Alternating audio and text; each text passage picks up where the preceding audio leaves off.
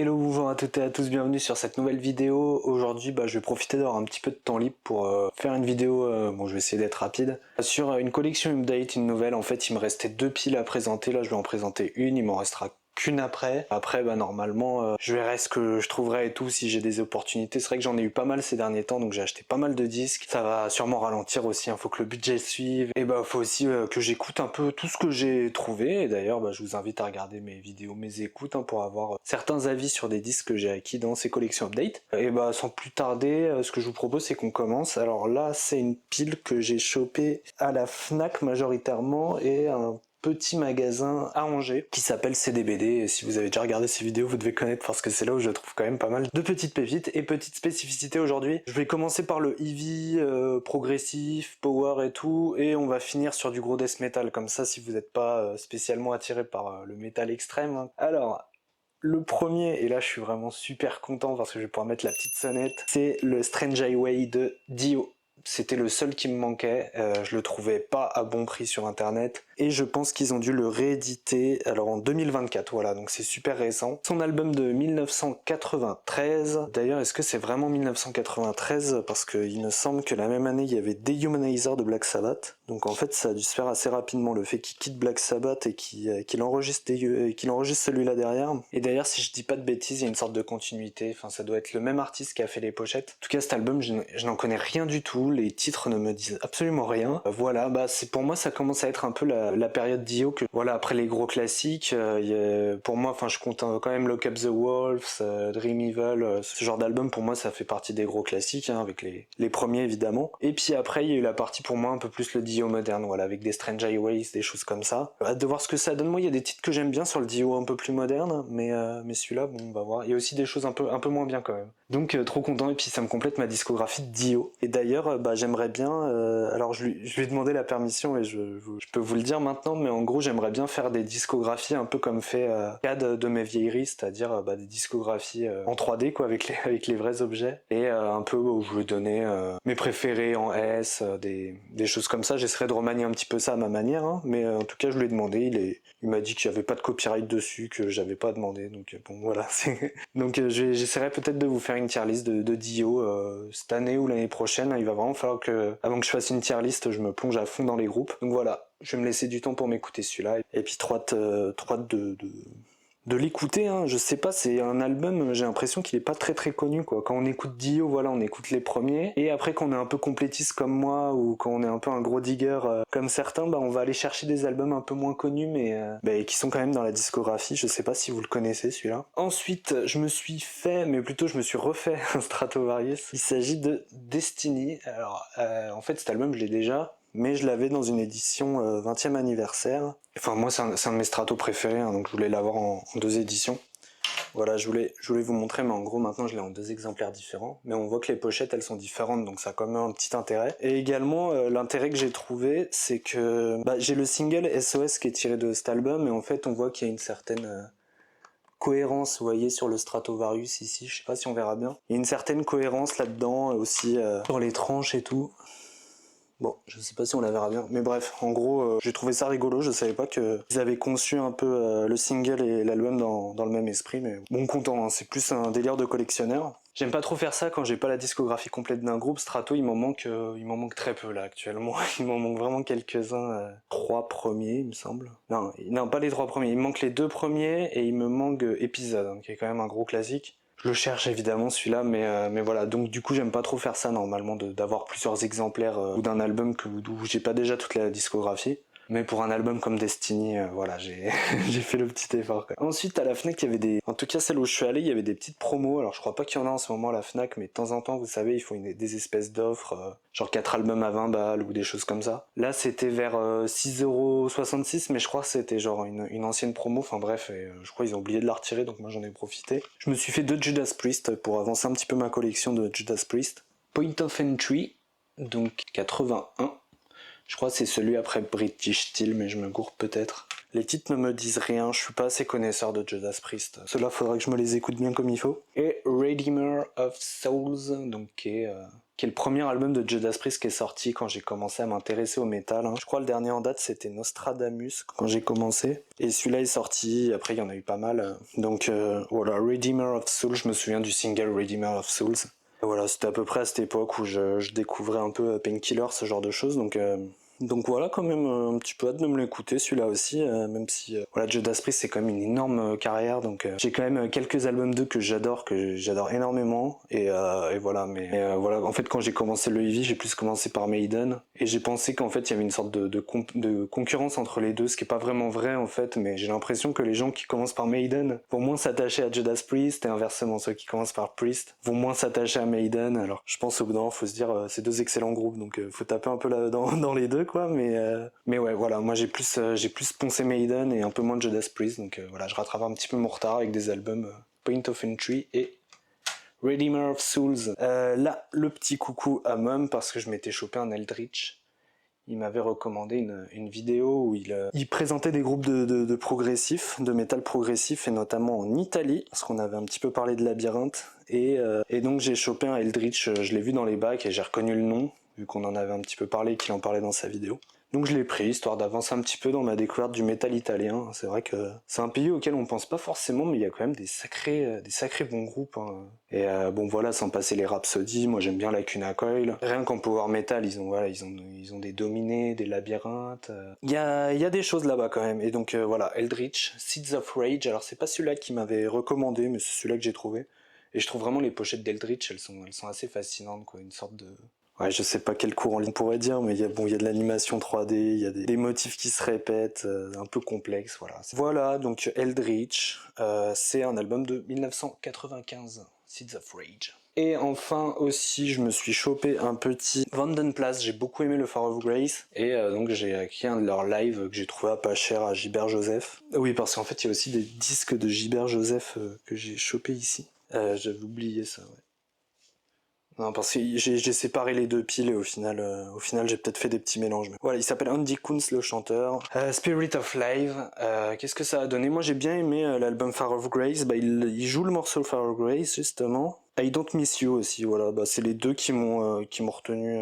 C'est deux des morceaux que j'ai préférés de l'album, donc voilà, à mon avis ça doit être les morceaux un peu les plus populaires. Recorded live at the Élysée Montmartre in Paris, France, en l'an 2000, ah oui d'accord. Ah mais c'est un album de 2000, ok, je croyais que c'était beaucoup plus récent que ça, je me suis fourvoyé. Bon bah, hâte de m'écouter ça, de voir un peu ce que vaut le groupe en live. En tout cas sur album, ça m'a bien plu. Donc voilà, un peu plus de métal progressif dans ma collecte. Et en fin de compte, même si c'est progressif, je trouve que c'est assez efficace comme musique. Enfin, moi, j'ai accroché rapidement, quoi, comparé à d'autres groupes de prog. Voilà, je pense au Labyrinthe, la Return to Even Denied, ou certains albums de Dream Theater, j'ai mis énormément de temps à rentrer dedans. Vandenplas, c'est allé assez vite, donc voilà.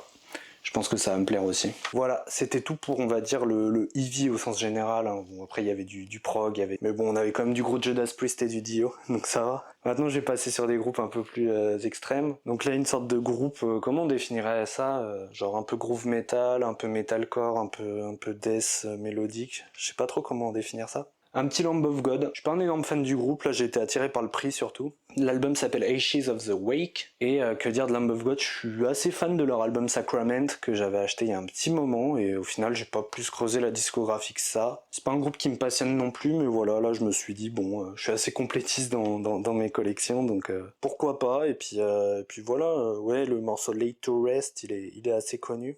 Bien qu'ils ne me disent rien, c'est un morceau que je vois passer, donc à mon avis ils doivent le faire en concert pas mal. En tout cas à l'époque où j'écoutais un peu de ça, c'est un nom qui m'a retenu, mais sinon le reste je connais pas trop. Je pense que c'est la grosse période de Lamb of God, 2004 déjà, 20 ans.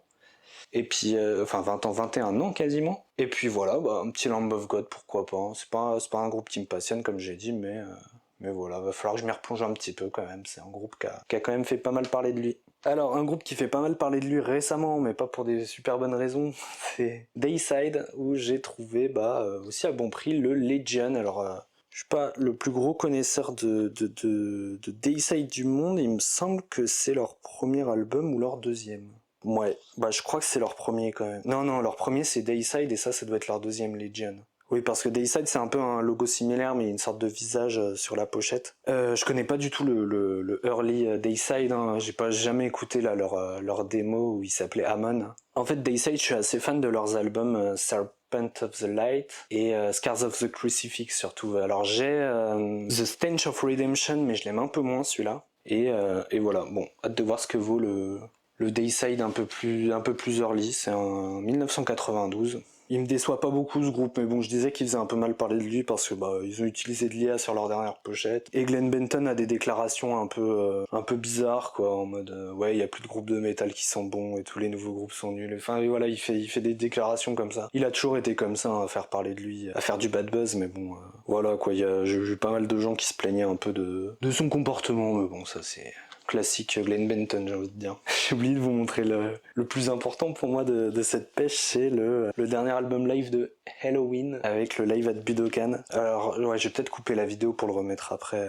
je verrai, mais en gros c'est la dernière sortie d'Helloween, hein, qu'ils ont fait fin 2024 sur Raining Phoenix Music. Voilà, l'album live qui immortalise un peu. C'est le deuxième live qu'ils font, le deuxième album live qu'ils font pour immortaliser un peu le retour du line-up. Ils jouent un peu les morceaux du dernier album, là, les Skyfall, Mass Pollution, Best Time aussi. Et après ils jouent tous leurs classiques, I Want Out, Keeper of the Seven Keys, Many Tears de leur premier album. Aussi, vu que je suis quand même assez fan du groupe, je me suis pris le DVD. Où en fait là il y a une petite différence, il y a un petit morceau, il y a un solo de batterie sur celui-là qu'il n'y a pas sur l'album. Il y a le medley de Walls of Jericho là, avec Kai Hansen qui joue plusieurs morceaux de leur premier album, voilà. Il y a Save Us qui est joué, qui a une petite curiosité de leur premier morceau. Après il y a aussi des classiques de la période Andy Deris. Je me suis déjà regardé le DVD, j'en parlerai je pense dans mes écoutes, mais c'est quand même super, hein. Moi je suis très fan de leur retour. Parce que je trouvais que la période Andy Deris, là, ils étaient en train de tourner en rond. Enfin, l'album My God Given Right, il était vraiment pas terrible. Et je pense que c'était bien qu'ils redynamisent le groupe en faisant revenir des anciens membres. Après, bon, c'était un peu ce que tout le monde attendait. On va voir ce que ça donne sur leur prochain album, hein, que j'espère bien pour cette année. Et voilà. Helloween, trop content d'en rajouter à ma longue collecte. Voilà, donc le petit aparté est fait, je vais pouvoir reprendre le death metal. Il y a pas longtemps, j'ai chopé Bloodthirst de Cannibal Corpse, que j'ai beaucoup écouté, qui est pas encore rentré pour moi, mais je m'en suis pris un autre. Les Cannibal Corpse, quand j'en trouvais à moins de 10 balles, souvent je me jette dessus. C'est The Bleeding, voilà, alors je me souviens plus, celui-là c'est le 4e album il me semble, quelque chose comme ça, avant Vile, il me semble. 1994, leur premier c'est 90, ouais, ça doit être leur... Il y a les 3 premiers là, Hidden Back to Life, Butchered at Birth et Tomb of the Mutilated, et Vile c'est le premier avec Corpse Grinder, donc lui ça doit être le 4e, et je crois que c'est tout au niveau album avec Chris Barnes. Hâte de voir ce que ça donne, j'aime beaucoup les 3 premiers Cannibal. Je suis assez fan de certains disques de Cannibal Corpse, il y en a, et surtout les derniers en fait, mine de rien, j'ai bien aimé les 2 derniers là. Chaos Horrific et Violence and Imagine. Violence and Imagine, ouais c'est ça. Et donc voilà, le Cannibal, j'aime bien. Je commence à me rapprocher d'une discographie complète, mine de rien, il m'en reste quelques-uns. Mais voilà.